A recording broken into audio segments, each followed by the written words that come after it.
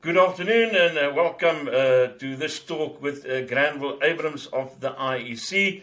This weekend, voters will be able to register for the elections at the end of the year on 1 November this time. The last time we spoke, Granville, it would have been on the 27th of October, but COVID made everything very, very insecure.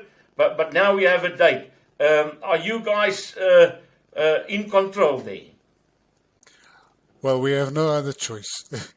We have to be in control. Well, fortunately for us, notwithstanding the fact that the dates have moved, we were ready for the 16th and 17th of July, logistically, etc.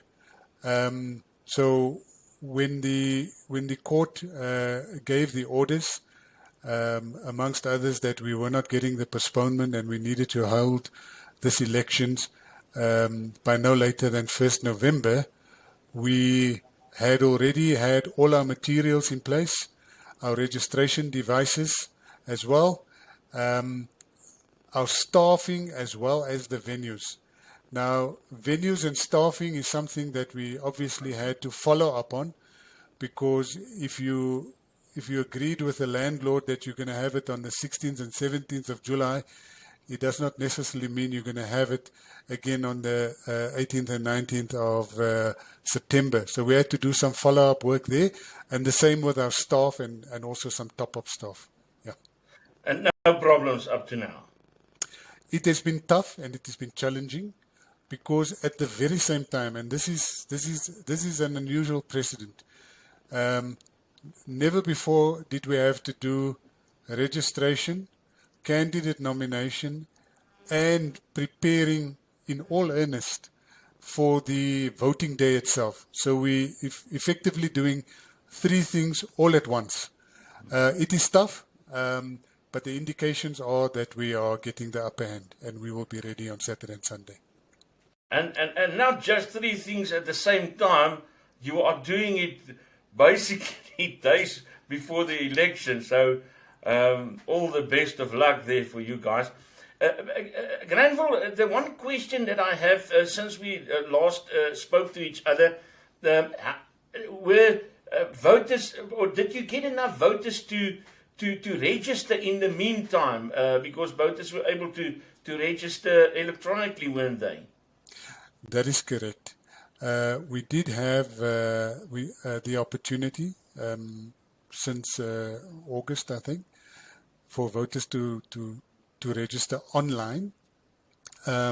Initially, the uptake was slow, but now since the beginning of September, we've had very, very good response.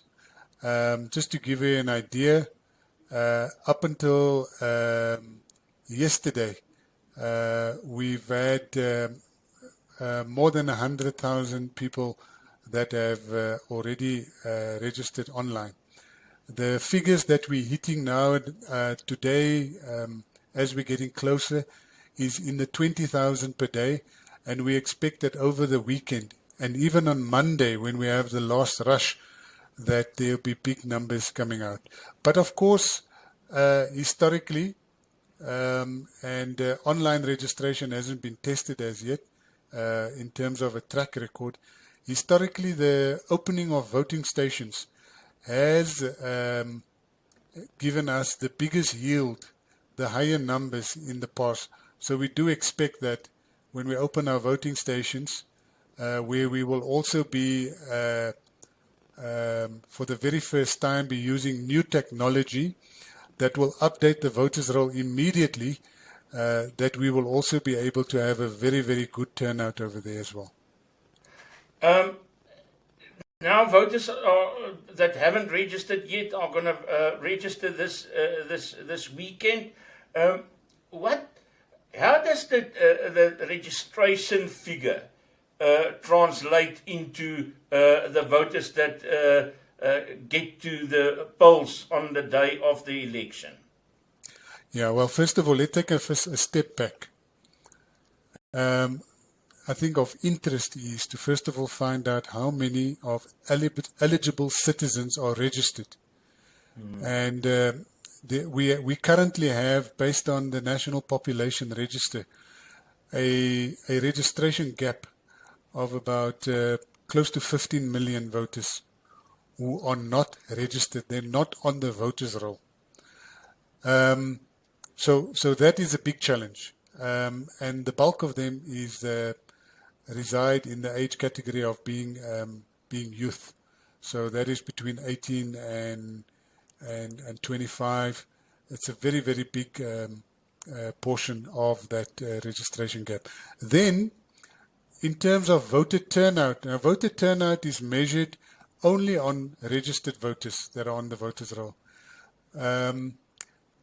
We obviously expect to do well, but for provincial elections and national provincial elections, we have higher turnouts than for local government elections. And historically, the realistic figure to aim for is 60%, but hopefully, we buck the trend and have higher turnout for this one. But 60% is more or less what is been the trend or the norm for municipal elections. Granville, and then regarding the candidates, when is the closing date for them again? Candidate nomination closes on Tuesday, the 21st of September at 5 p.m. And that's very important, because you will recall at the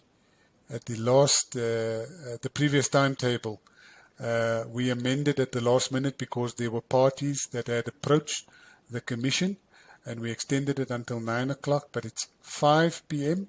and that is irrespective of whether you are submitting online, which parties can also do, or if you're submitting manually. So 5 p.m. Tuesday, the 21st of September. That's the cutoff date. And talking about that, I remember one of the issues was that some parties that they say, but we have submitted by 5 o'clock, but it wasn't on your system by 5 o'clock. Will that also be clarified this time around? Yes, it will. But even for last time around, and we made this public, even though the submissions may have came through after the cutoff time, we have a log and we say as long as it was captured before, because we can see what time it was captured or submitted at least, and even if it came in on the system after 9, as long as the date stamp, the date and the time stamp on it was submitted before the cutoff time. So we did allow for that. And then Granville, the whole issue around the court's decision to postpone the election, and then the IEC decided that that the ANC and all the other parties have got a chance now to resubmit their lists. Are you guys comfortable that you interpreted the court's decision correctly? Yeah, I think what we need to clarify is that the court issued orders. They ordered us to do certain things and by certain times. And in so doing, the only thing that we have clarity on is that our request for a postponement was denied. The court, up until today, has not issued a judgment. So it is for either side, whether or not you are for the postponement or against the postponement. It is a matter of still debate, and that is where we differ. Some parties agree, others differ. What we are saying is, up until such time that we get sight of the judgment, which will provide the reasons thereof, our rationale is that constitutionally, the court has ordered us to open registration, whether it was now through a registration weekend, opening stations, or at our local offices. But they said open the registration, so give people an opportunity to register. Now, Section 19 of the Constitution guarantees South African citizens the right to vote, those who are eligible, the right to vote. And coupled with that, or linked to that, very narrowly linked to that, is if you have the right to vote, you also have the right to stand for public office. So our argument and our rationale is not so much that we must open candidate nomination.